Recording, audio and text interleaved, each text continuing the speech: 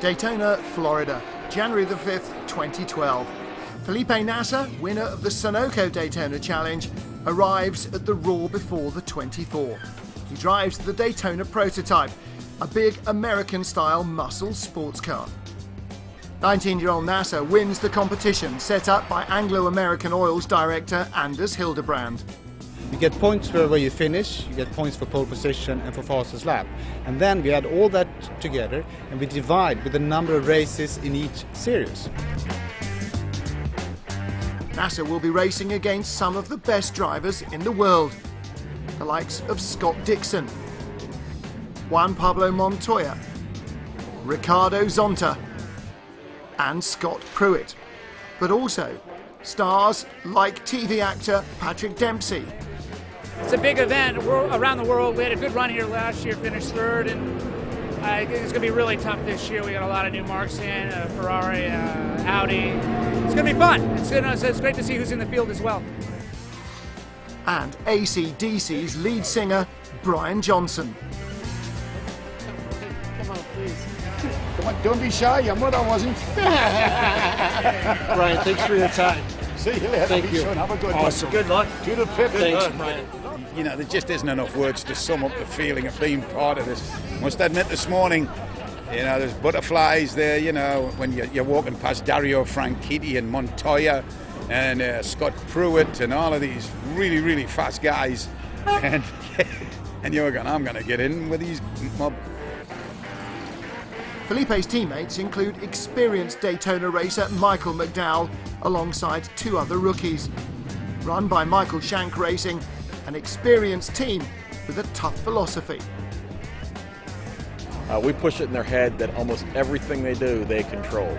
So if they crash, it's your fault. If someone crashes in view, it's your fault. If you spin, it's your fault. I mean, that's the approach that you kind of have in this race when you're out there, because it's literally war just to stay alive, let alone race somebody, you know. Nasr finds a guiding hand from fellow Brazilian ex-British Formula 3 racer Os Negri. And what is the main challenge of the race itself? Well, the race is, you've got to think that all the GT cars are there to kill you.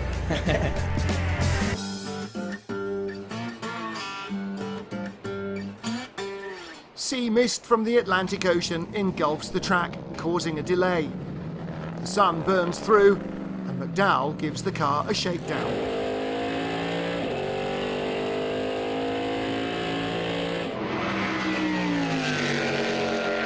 The car is pretty good balance-wise. Throttle cable's just a little bit stiff, just minor things that you got to work through. Now it's Nasr's turn. Basically, yes. I mean, it's just to get comfortable in the car, see if we got any issues with the seat or the position there, but basically just to see how the car reacts in this first ever time on the track.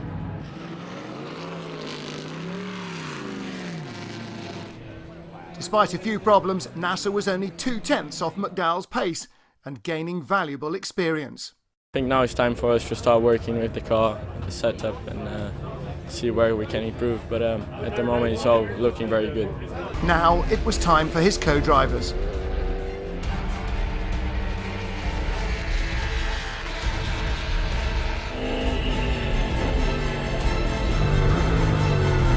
Disaster. Right at the end of the session, Jorge Gonçalves gets his braking wrong and takes out the back end. Just trying to do the best I can, get some rhythm, and I'm starting good, make some good times. And just in the last session, the last moment, I'm a spawn and go to the tires. It's a little bit crash, it's not too bad. Number 6 crew chief Darren Pigg is not fazed. It's mostly cosmetic, mostly body work. No mechanicals has been really bent. There's exhaust got a little bit issues, a little bit damaged, but mostly just body work.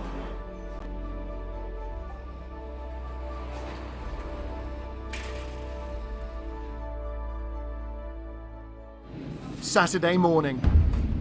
The team loses 25 minutes still working on the car, but they're not the only ones. In the number 40 Mazda RX-8, Patrick Dempsey was having problems, along with Brian Johnson in the 50 car. Sporting new bodywork, the number 6 finally rejoins. But the team has lost valuable time. Without improving the car, they start to lose pace.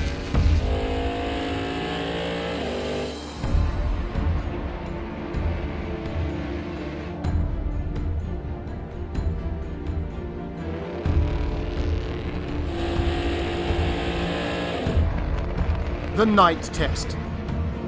Gustavo Jackerman loses control in the bus stop. No damage is done. He has to get over the grass to get back on track.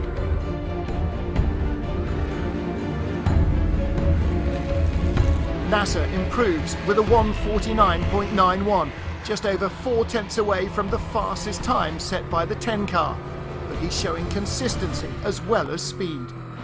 Once I got into a rhythm, the car felt really good, you know, with those conditions. I think now we're starting to look good for the race, you know. I think we are not too far out from the top guys. And, well, I believe we're going to have a strong result.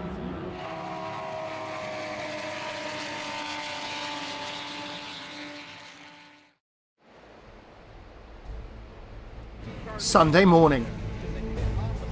As all the other teams improve, the number 6 slips steadily back. 10 car still tops the tables with a 1:41.14. Nasr's car has to settle with 8th with the best of 1:42.47. Despite this, Michael Shank sees that Felipe Nasr is something special. What I'm finding out here is that he's beyond good. He's one step better than good. And I'm so pleased for him to be able to get to run with us. I'm lucky to have him.